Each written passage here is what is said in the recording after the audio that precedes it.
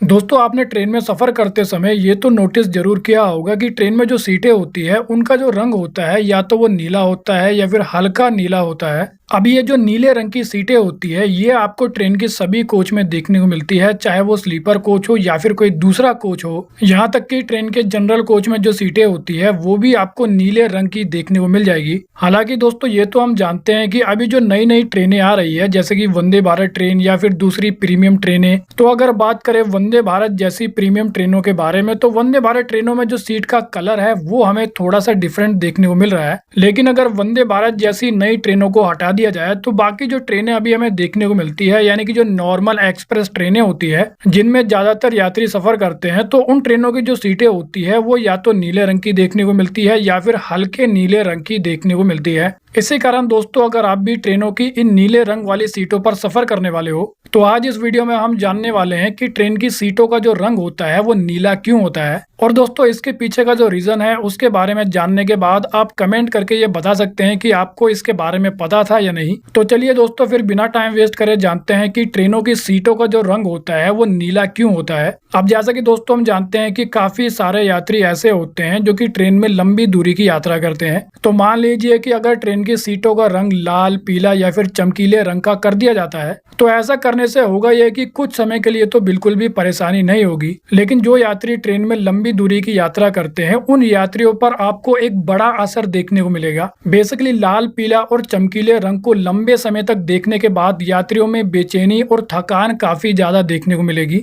इसी कारण एक्सपर्ट के द्वारा ये बताया गया कि जो नीला रंग होता है वो मानसिक रूप से शांति और आराम का एहसास देने वाला रंग माना जाता है। कुल मिलाकर ट्रेन की सीटों के लिए नीला रंग इसलिए चुना जाता है ताकि यात्रियों के दिमाग पर और यात्रियों के आंख पर ज्यादा प्रेशर ना हो। यानी कि नीले रंग की सीट के कारण यात्रियों के आंख पर और यात्रियों के दिमाग पर जो तनाव होता है वो काफी ज्यादा कम हो जाता है, जिसके कारण होता यह है कि यात्री ट्रेन में कई घंटों तक कंफर्टेबल होकर और बिना किसी परेशानी के अपने सफर को पूरा करते हैं। और खास तौर से गर्मियों में नीले रंग का जो असर है वो यात्रियों पर और भी ज्यादा बड़ा देखने को मिलता है, क्योंकि जैसा कि दोस्तों अभी आप इस वीडियो में आर्टिकल को देख सकते हो, इसमें यह बताया गया है कि रंग सीधे तौर पर तापमान नहीं बदलते लेकिन उनका मनोवैज्ञानिक असर जरूर होता है। इसके अलावा ये भी बताया गया है कि एक्सपर्ट्स के मुताबिक नीला रंग देखने से दिमाग को ठंडक और शांति का एहसास होता है। इसी कारण गर्मियों में लंबी यात्रा के दौरान ये रंग यात्रियों को आरामदायक महसूस करा सकता है। और दोस्तों यही कारण है कि नीले रंग का इस्तेमाल न केवल इंडियन रेलवे में किया जाता है बल्कि एयरलाइंस, होटल और दूसरी ट्रैवल इंडस्ट्री में भी किया जाता है।